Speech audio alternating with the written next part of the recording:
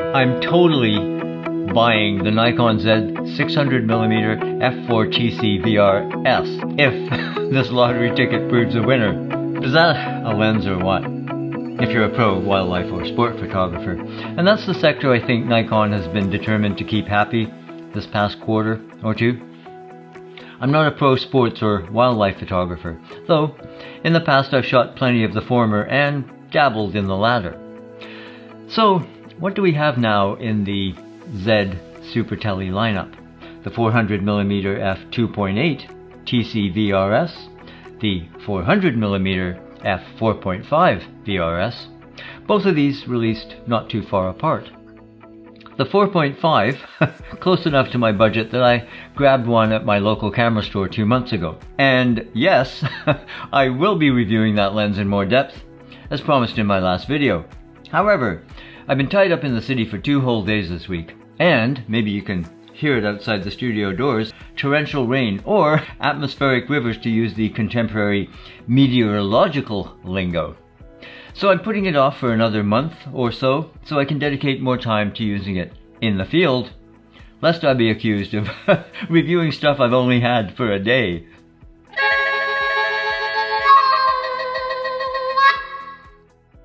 Hi, Ray here. I'm glad you could join me for this brief Nikon news update. Back to that list. There's also the 800mm f6.3 VRS PF lens. That was tempting, but closing in on 10 grand with tax here in Canada. Weighing just 5¼ pounds, that's half the weight of its F-mount counterpart, the AFS 800mm f5.6E FL ED VR. I do like little birds, and I've been finding with the 400 I'm often pressing the 2x teleconverter into service and or the camera's DX mode. So yeah, the 600 f4 would be a dream lens. That built-in 1.4x TC, turning the lens with a flip of the switch into an 840mm 5.6. As pros have noted, that's a game changer when you're shooting sport or wildlife, being able to reframe in the moment. And then you can still add the separate TC and 2.3x crop for a reach up to, 2700mm. That's crazy. I guess the best situation would be to have at hand 2 Z9 bodies, one with the 400 2.8 TC and the other with this latest beast attached. Well, I'm not going to go into more detail here. The pros, with cameras in hand, have weighed in already. Steve Perry, Richie, who flew over to Norway to meet up with Morten Hilmer in his bird blind, Chris Nichols at DP Review. I highly recommend checking out their videos. Firmware 3.0 for the Z9. So say a bit more on that. I've tried it out, if not comprehensively now, but I can comment on some of the things that I've used. The zoom feature, which I mentioned in my last video, that's kind of cool.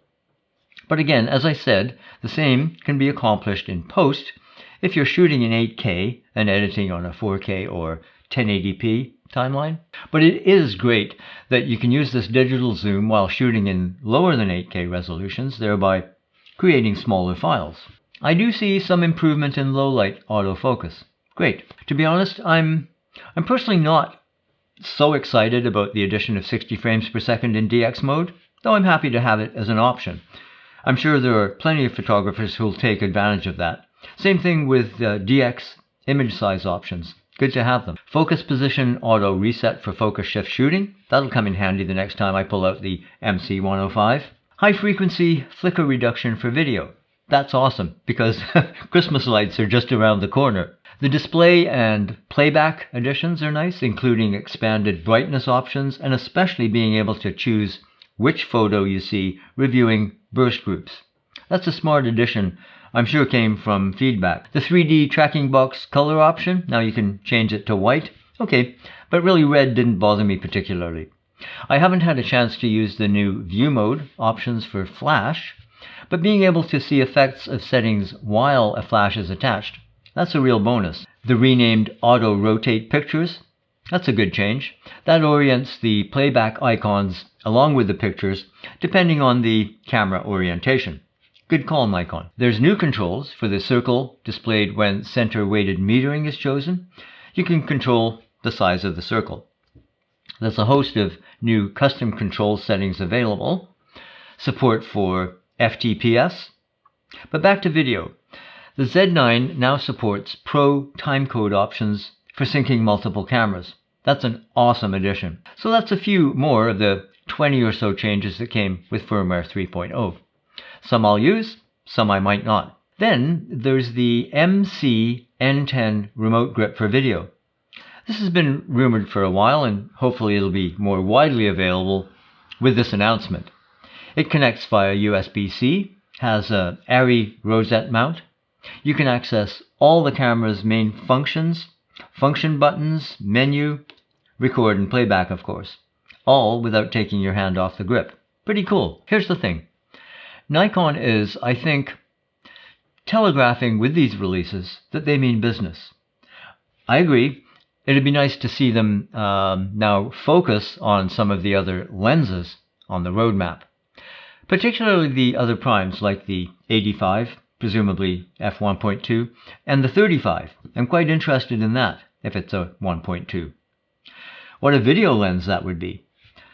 I really only became a convert to the 35mm field of view fairly recently, with the Fujinon 23mm 1.4 on the APS-C sensor. I haven't gone for the 35 1.8, only because I'm near with the 14 to 30 f4 zoom, but obviously not when it comes to aperture. So, a 1.2 in 35 would be a dream for video. And we can assume, I'd say, that it'll have the same kind of advantages in focus breathing and chromatic aberration control. I know there's a lot of people that are eager for the 85, but I'll likely stay with my 1.8, which I don't use much, really, since I got the MC-105. When it comes to all these announcements, I guess the proof will be in the delivery. The Z9, I noticed, was recently in stock at B&H, then it's out, but right now they expect another shipment on November the 11th. Affiliate link in the description. The 100 to 400 4.5 to 5.6 seems to be generally available. The 400 4.5 is available, depending where you are. I know that there's some in Canada. But the 2.8, I think that's going to be hen's teeth for a while yet. Like the 1.4 TC, a copy of which I'd really like to get my hands on. I will say, it would be nice if Nikon gave us a bit of a teaser as far as future cameras go. Will there be a Z6, Z7 III anytime soon? A Z8? And there's even been some speculation about a Z9 II or S. Well, I'm guessing that won't be for a year or two by the time it's widely available. Nevertheless, despite the supply chain problems that have, let's face it, have plagued not just camera equipment, but really, has there ever been a better time to be a photographer? The gear we have available right now is extraordinary. It's up to us to put it to good use, isn't it? To extend our vision, to create great photos and videos, to tell our and other people's stories. It's all good. Well, that's it for this update. If you found this video useful, please do give it the old thumbs up. And if this is your first time here, please consider subscribing. Hit the notification bell so you don't miss a thing. In the meantime, take care of yourself. Cheers, and we'll see you later.